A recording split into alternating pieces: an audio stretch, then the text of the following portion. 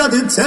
ও মুসলমান, আমার তখন সহ্য হয় না, আমি কেঁদে কেঁদে আল্লাহর দরবারে বলেছিলাম, আল্লাহ তুমি কেন আমাকে হিন্দুর ঘরে পাঠাইলা, আমাকে কেন মুসলমানের ঘরে পাঠাইলা না? যদি আমার হিন্দুর ঘরে না পাঠায়া এই মুসলমানের ঘরে পাঠাইতা, আমি অত মহামূল্যবান মুসলমানদের মতো করে তোমার পদ্ধতি ভাবে সেজদা দিতে পারতাম, নবীর নামে দুরূদ পড়তে পারতাম। আমার দয়া সাগর আল্লাহ আমার আফসোস চুকে রাখে নাই। আমি অধমকে 2012 সালের এপ্রিল মাসের 4 তারিখ দিবাগত রাত্রে স্বপ্নের মাধ্যমে আমার আল্লাহ কালেমা পড়ার ইঙ্গিত প্রদান করেছে। আপনাদের জেনে রাখা ভালো, এই দুনিয়ার কোন মানুষের দাওয়াতে আমি কালেমা পড়ি নাই, এই দুনিয়ার কোন মানুষ আমাকে ইসলামের দাওয়াত দেয় নাই। আমার দয়া সাগর আল্লাহ আমি অধমকে স্বপ্নের মাধ্যমে কালেমা পড়ার ইঙ্গিত প্রদান করেছেন। আমি স্বপ্ন দেখার সাথে সাথে কালেমা পড়ি নাই, 3 মাস গবেষণা করেছি, 3 মাস রিসার্চ করে দেখেছি, এই আপনাদের ধর্ম ইসলাম ব্যতীত আর সত্য কোনো ধর্ম নাই, সত্য কোনো। এটার জন্য সিদ্ধান্ত নিলাম, হ্যাঁ আমিও কালেমা পড়বো। তখন আনন্দ মন করেছে, আমি অনার্স প্রথম বর্ষের ছাত্র, কালেমা পড়ার জন্য গেলাম।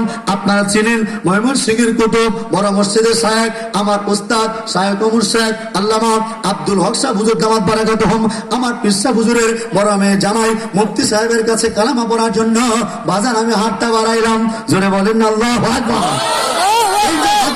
কালেমা পড়ার জন্য ওই এলাকার জ্ঞানী গুণী মুসলমান, এই অভিজ্ঞতা আপনাদের কারণ নাই, এটা আমার বাস্তব জীবনের অভিজ্ঞতা। যখন আমি হাতটা বাড়াইলাম, আমার কাছে মনে হয়েছিল আমার বুকটার ভিতরে একটা পাথর চাপা দেওয়া, আমার কাছে মনে হয়েছিল আমার কলবের ভিতরে একটা কল্পিত মন্দির বসানো, আমার কাছে মনে হয়েছিল এই মন্দিরটার ভিতরে 33 কোটি মিথ্যা দেব দেবীর বসবাস। আপনারা অনেক সময় পীর সাহেবদের সবক নিয়েছেন, যারা বিভিন্ন হক্কানি পীরের মুরিদ, পীর সাহেব একটা সবক দেয় লা ইলাহা ইল্লাল্লাহ বলে বাম দিকে কলবের মধ্যে ধাক্কা মারার জন্য, কি বাজান সবকটা দেয় কিনা? এর মাধ্যমে কি হয়, এই কলবের ময়লাগুলা এগুলা ঝরঝর করে ঝরে পড়ে যায়। এই ঘটনা যদি বুঝতে পারেন, আজকের পর থেকে যুবক সহ আপনাদের জিকির করতে মন চাইবে।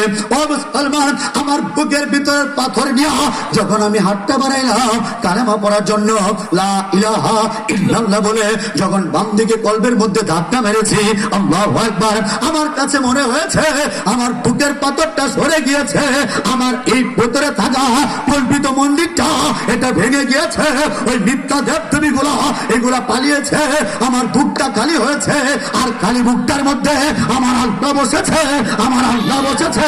আর আমি যখন দিল থেকে ডাক দেই আল্লাহ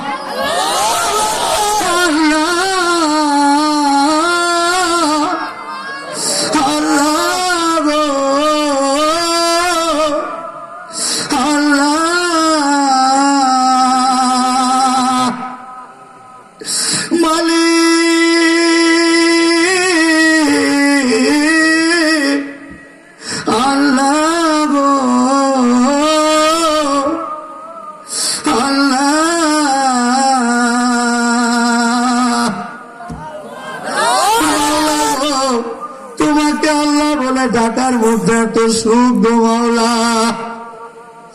তোমাকে আল্লাহ বলে ডাকার মধ্যে এত শান্তি গো মাওলা, তোমাকে আল্লাহ বলে ডাকার মধ্যে এত তৃপ্তি গো মাওলা।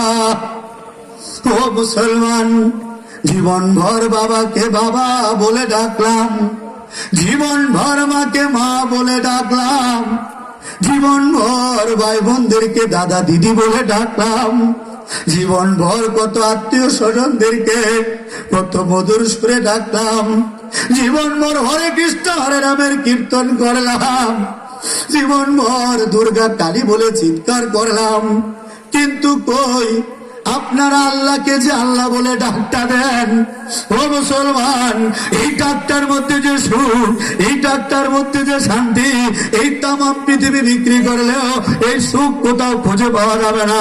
চিৎকার করে বলেন ঠিক কিনা? अल्लाह क्या मुबारक नाम है, अल्लाह अल्लाह मोमिनों का काम है, अल्लाह अल्लाह क्या मुबारक नाम है, अल्लाह अल्लाह मोमिनों का काम है। अल्लाहु अकबर। আল্লাহকে যেদিন থেকে আল্লাহ বলে ডাকলাম, আল্লাহকে যেদিন থেকে আপনাদের মতো করে আমিও আল্লাহ বলে ডাকার সুযোগ পাইলাম, বিনিময়ে বাবা হারাইলাম। আপনারা জানেন আমার বৃদ্ধ পিতা মারা গিয়েছে, আমার চোখের সামনে বাবাকে পোড়াইছে। একটা বারের জন্য বুড়া বাবার লাশটা বাজার আমি কাছে গিয়ে স্পর্শ করতে পারি নাই, আমার চোখের সামনে পোড়া ছাই করে দিয়েছে। আল্লাহকে আল্লাহ বলে ডাকার কারণে 12 বছর যাবৎ মাকে হারাইছিলাম, আল্লাহকে আল্লাহ বলে ডাকার কারণে ভাই হারিয়েছিলাম, বোন হারিয়েছি, আত্মীয় স্বজন হারিয়েছি। এই যে নাঙ্গাল বুইয়াপাড়া আমার মামার বাড়ি, আমার মামারা আমাকে দেখতে পারে না, আমি গেলে ওরা আমাকে খুন করতে চায়। মুসলমান, আল্লাহকে আল্লাহ বলে ডাকার কারণে সয় সম্পত্তি হারাইলাম। আমার বাড়িঘর থেকে আমার গাড়টার মধ্যে ধরে আমাকে লাথি মেরে দূর দূর করে বাড়ি থেকে বের করে দিয়েছে। আমার আফসোস নাই, আমার আফসোস নাই। আমি বলে আমি মুসলমান, আমার আল্লাহ আমার দিলের ভিতরে ঢেলে দিয়েছে একজন মুসলমান ইমানদারের জন্য আল্লাহই যথেষ্ট। অর্থ গরিব নাই বা পেলাম ঘর, নাই বা পেলাম সুখের দেখা হোক না আপন পর, নাই বা পেলাম অর্থ গরিব নাই বা পেলাম ঘর, নাই বা পেলাম সুখের দেখা হোক না আপন পর, তবু দুঃখ পাবার নাগাল কবু পাবে না হৃদয়, সব হারালে তাও করি না নিঃস্ব হবার ভয়। আমি মুসলমান, আমার দন হলো ইমান, ইমানে নূরের রওশনীতে দীপ্ত আমার প্রাণ। আমি মুসলমান, আমার দন হলো ইমান, ইমানে নূরের রওশনীতে দীপ্ত আমার প্রাণ। আল্লাহু আকবার। মুসলমান, আল্লাহ আমাকে ইমান দিয়েছে, ইসলাম দিয়েছে। আপনারা বলেন তো এর চাইতে বড় কোনো সম্পদ এই পৃথিবীতে আছে?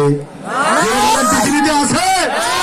আল্লাহ আমার ইসলাম না দিত, যদি আপনাদের মতো আমাকে মুসলমান না বানাইতো, মুসলমান আমার বাবারে যেমনি চিতার মধ্যে পোড়াইছে, আমারও তো এই হিন্দুরা চিতার মধ্যে পুড়িয়ে ছাই করে দিত। কথা বলেন ঠিক কিনা? ইমান দিয়েছে, ইসলাম দিয়েছে। আর ইসলাম যার কাছে আছে, ইমান যার কাছে আছে, যে ব্যক্তি কালেমাটা পড়েছে, হাদিসে আসছে রাসূল পাক সাল্লাল্লাহু আলাইহি ওয়াসাল্লাম ইরশাদ করেছেন, যে ব্যক্তি পড়বে লা ইলাহা ইল্লাল্লাহু মুহাম্মাদুর রাসূলুল্লাহ, সেই ব্যক্তি জান্নাতি। সুবহানাল্লাহ। সেই ব্যক্তি জান্নাতি। হযরত আবু হুরায়রা রাদিয়াল্লাহু তাআলা জিজ্ঞেস করতেছেন, ইয়া রাসূলুল্লাহ, সেই ব্যক্তি যদি জিনা করে, আল্লাহ রাসূল বলতেছেন তবুও সে জান্নাতি। সুবহানাল্লাহ। আবার জিজ্ঞেস করছেন, ইয়া রাসূলুল্লাহ, সেই ব্যক্তি যদি জিনা করে, আল্লাহ রাসূল বলতেছেন আবু হুরায়রা যদি খারাপও লাগে তবুও সেই ব্যক্তি জান্নাতি। এর মানে হলো আপনাদের এই এলাকায় অনেক লোক আছে সুদ খায়, ঘুষ খায়, জিনা করে, ব্যভিচার করে, অনেক মার্ডার করছে, কত কিছু করছে।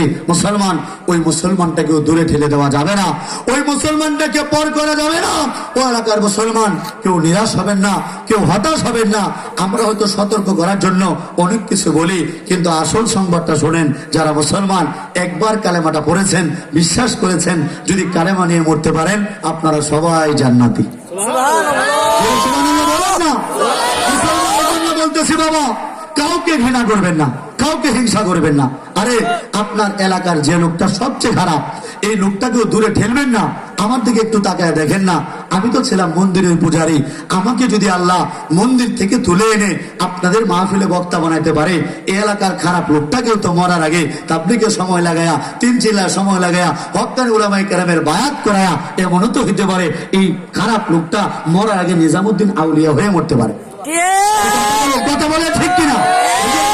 আমাদের যে জিনিসটা দরকার সেটা হলো ইমানের গুরুত্ব বোঝা দরকার। যত কষ্টই হোক ইমান ছাড়া যাবে না, ইমান থেকে এক চুল পরিমাণ দূরে ঠেলা যাবে না। কিন্তু আজকে আমাদেরকে বিভক্ত করার জন্য, ইমান থেকে সরানোর জন্য গোটা পৃথিবীর হিন্দু, বৌদ্ধ, খ্রিস্টানরা একত্রিত হয়ে আমাদের বায়ে বায়ে ঝগড়া লাগাই দিছে। আজকে দেখেন তো এই গোটা দেশটার মধ্যে আওয়ামী লীগ বিএনপির ঝগড়া আছে না নাই? আওয়ামী লীগের ভাইরাও আমার মুসলমান ভাই, বিএনপির ভাইরাও আমার মুসলমান ভাই, জামাত শিবিরের ভাইরাও আমার মুসলমান ভাই। আজকে হিন্দুরা, বৌদ্ধরা, খ্রিস্টানরা একত্রিত হইয়া তারা সংগঠন করতে পারে, কিন্তু আমরা মুসলমান এক হইতে পারি না। কেন রে ভাই, কেন বিভক্তি, কেন ভাগাভাগি? আর ভাগাভাগি না, এখন থেকে আমাদের এক হইতে হবে। সব মুসলমান এক হয়ে হাতে হাত রেখে এই দেশে কোরআনের আইন বাস্তবায়ন করতে হবে। এটার পক্ষে কারা কারা আছেন আমার মালিককে একটু হাতটা তুলে দেখান। আল্লাহু আকবার। আল্লাহ তুমি আমাদের সবাইকে এক বানা দাও। সকলে বলেন আমিন, বলেন আমিন। সকলে মিলে এক হয়ে, এলাকাবাসী এক হয়ে আমরা চাই আল্লাহর প্রতিনিধি করার জন্য। আমরা সকলে মিলে এখানে আল্লাহর ঘর একটা মসজিদ হবে, এতে আপনারা খুশি না বেজার? মসজিদটা কোন দিকে হবে?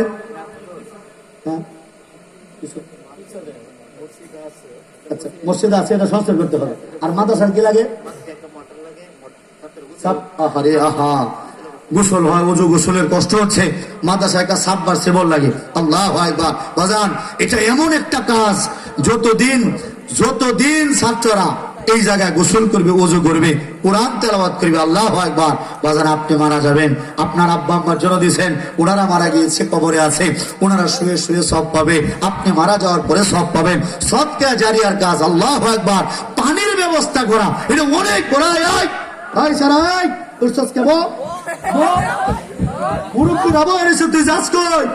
আমার বাজার না কষ্ট করে বসে রয়েছে শীতের মধ্যে। বাবা বাবা বাবা না বলা, যুবকরা তোমরা আছো না? বাগান পানির ব্যবস্থা করা, এটা অনেক গুরুত্বপূর্ণ একটা সওয়াবের কাজ। সদকা জারিয়া মানে যে কাজ আপনি মারা যাওয়ার পরেও একবার দান করলে সওয়াব চলতেই থাকবে, চলতেই থাকবে। আল্লাহু আকবার। সাবমার্সিবলের জন্য আনুমানিক কত টাকা দরকার? 30 টাকা 35। আল্লাহ, আমরা প্রথমে